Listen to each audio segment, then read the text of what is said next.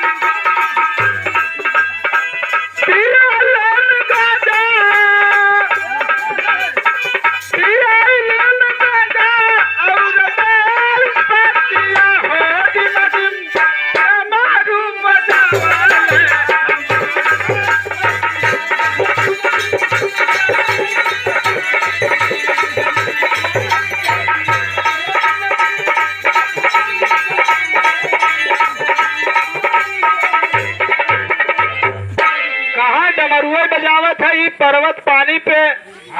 पानी से हम भीग जाए थे कहा था तब कहा अरे घर द्वार बनवाए थे तो कहा कैसे बांध टेरी के भाव लगल मास्टर अरे कहा गिर जा रानी भोला कहा गिर जा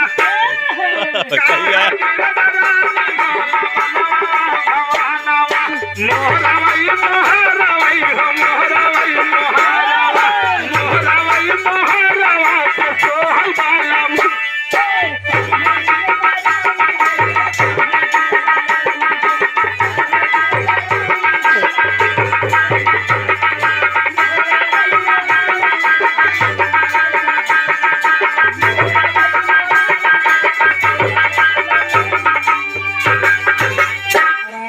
कैसे कहत भाई बड़े प्यार से कहत भाई कहा यू घर बनवाला कि जवन मोर मुहारे पे सोहत रहे कैसे कहत भाई अरे कहा गिर जा रानी भोला कहा गिर जा रानी भोला बनवा भवानवा मोहरावई मोहरावई हो मोहरावई मोहरावा मोहरावई मोहरावा के सोहई बाला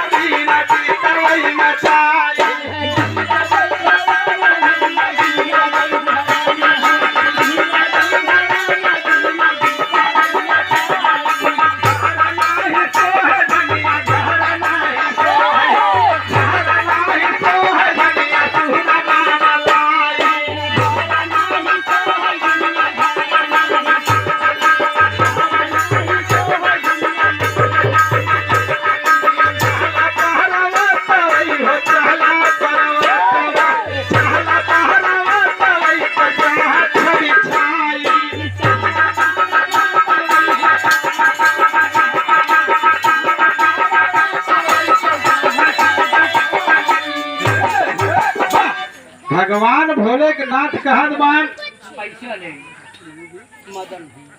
मदन भैया के कर कमलों द्वारा भैया 11 रुपये का पुरस्कार बा भैया से बार बार आशीर्वाद बा जनता जनार्दन के अथा उचित बा लेकिन कैसे बा हो उठला बदरा हो उठला बदरा बड़े नहीं हला कई से उठला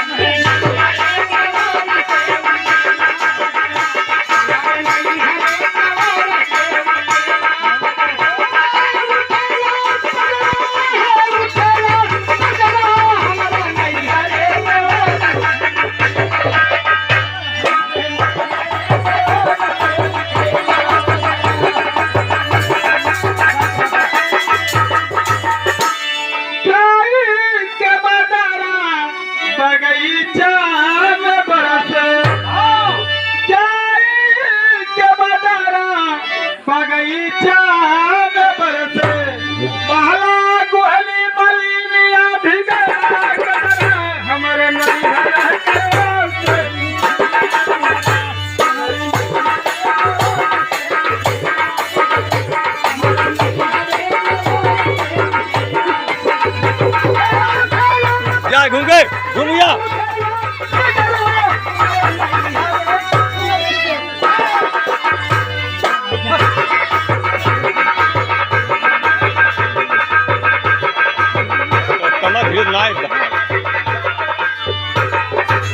लेकिन गाना का लाइन कभी लिखे कहाँ से भेजेगा।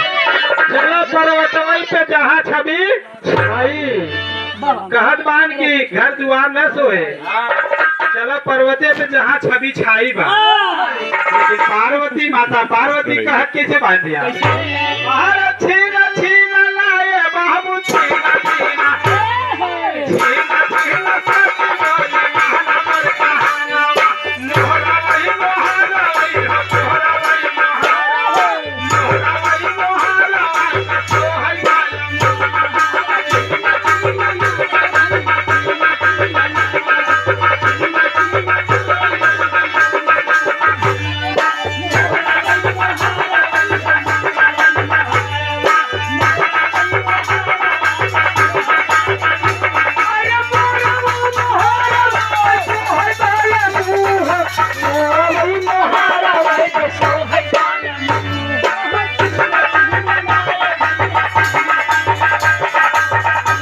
है सही यार तू।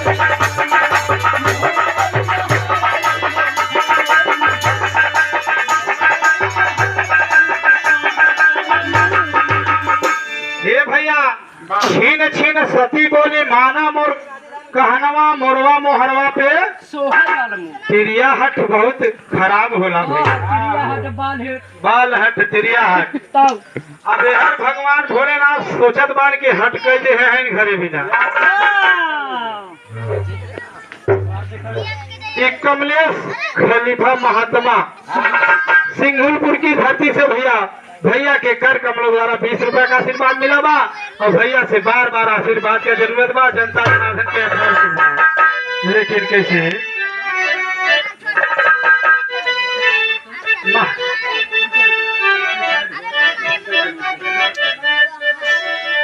भैया कहनाम बा मास्टर साहब बड़ी पुरान तर्जबा लेकिन लोग नए में सेट करिए हैं लेकिन पुरान के कभी पुरान न हो। कहनाम बा गिरतिया होला करमिया सुना रतिया होला करमिया ना डोले पा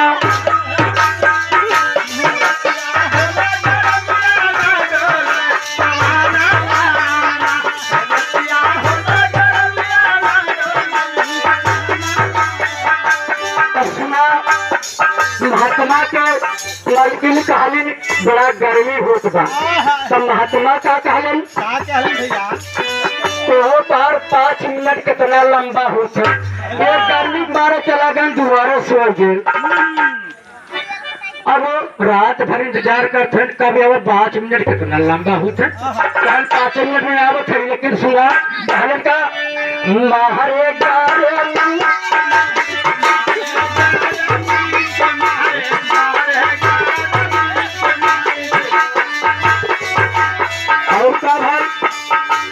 राजा सुत गई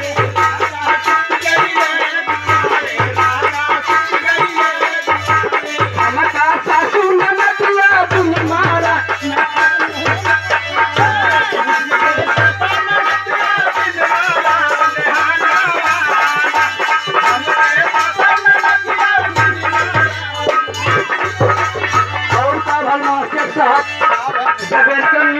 कहा का हो 5 मिनट कितना लंबा होते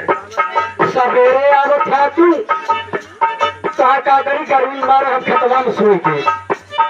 कहता हम मरते से कहने के सुना घबरा मत भाई सिस्टम बनावे थे कहा का झाड़ी कारावा बोलही पे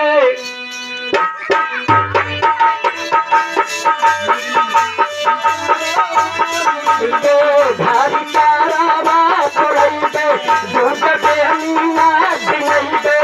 एक सफल फसला है पे कैसा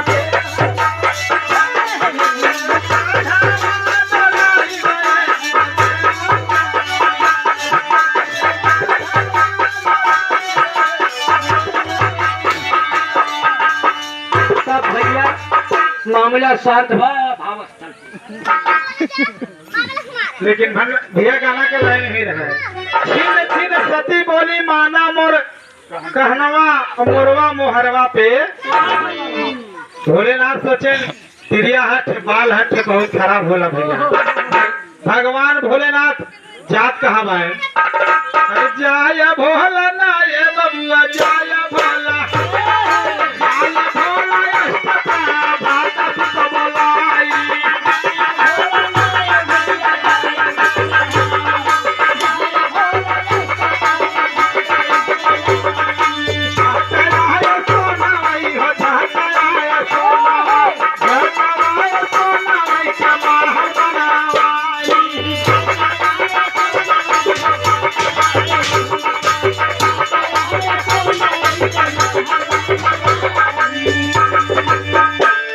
झट आए अष्टप्रभा सुल्तान भैया सोने का महल बना दिए हैं। वाह वाह वाह। जब सोने का महल बन के तैयार हो गया तो माता पार्वती कहते हैं कैसे भैया? अरे तापसाती भोले से हो तापसाती भोले से तापसाती भोले से अभी नदी सुनाई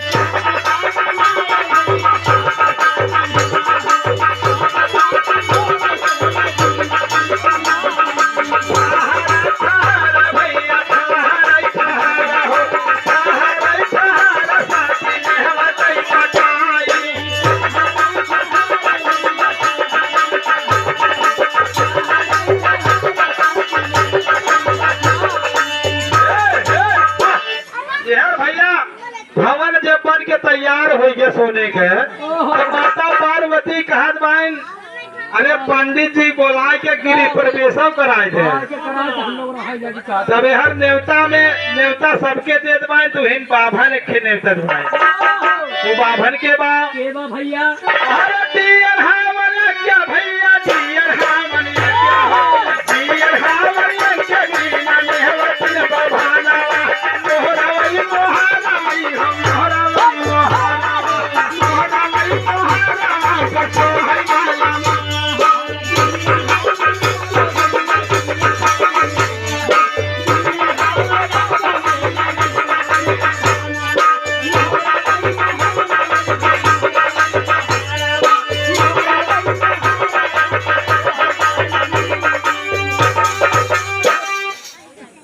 दियर हवन ये के बिना नेवती भनवा और मोरवा मोहरवा पे सो है भैया वो हवन में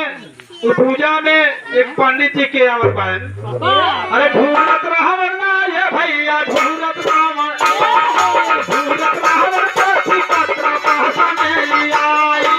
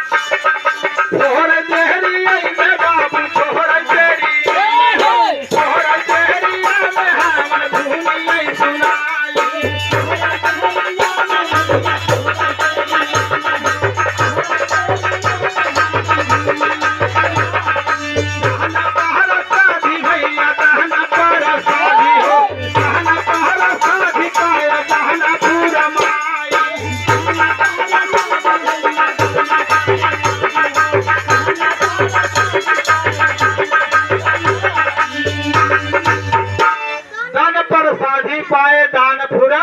माई अब हर देखा भैया होता बा टेरी के भाव लगन मास्टर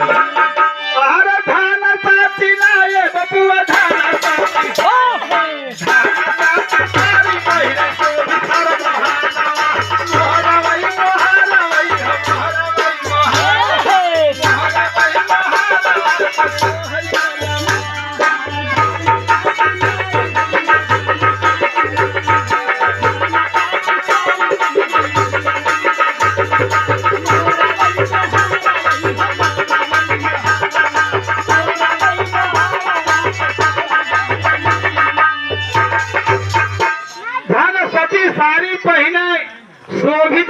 मोहनवा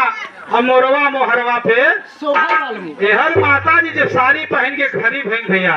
एहर ऋषि लोग सोचत है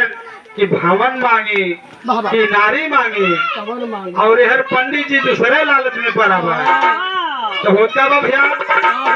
मांग के घर पर तू मांग ले अरे ना अरे नारी बिना नाय भैया नारी बिना नारी बिना सब ही सिया पूरा माई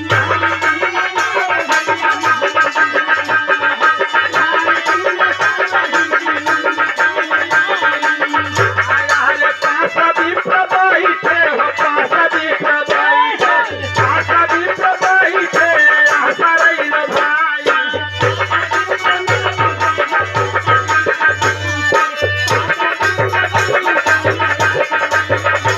अरे भीना भीना ही मेरी सिना हर हराई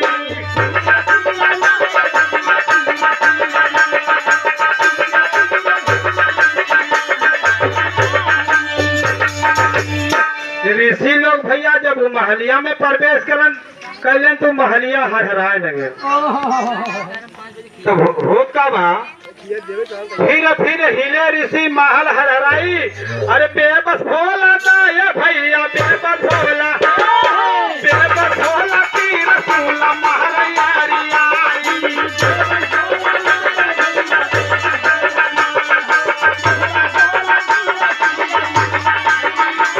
अरे भाव भीमा नाय भैया भाव भीमा भोला साथी सोहैया सारा मोहरा वही बहारा वही मोहरा वही बहारा मोहरा वही बहारा सोहैया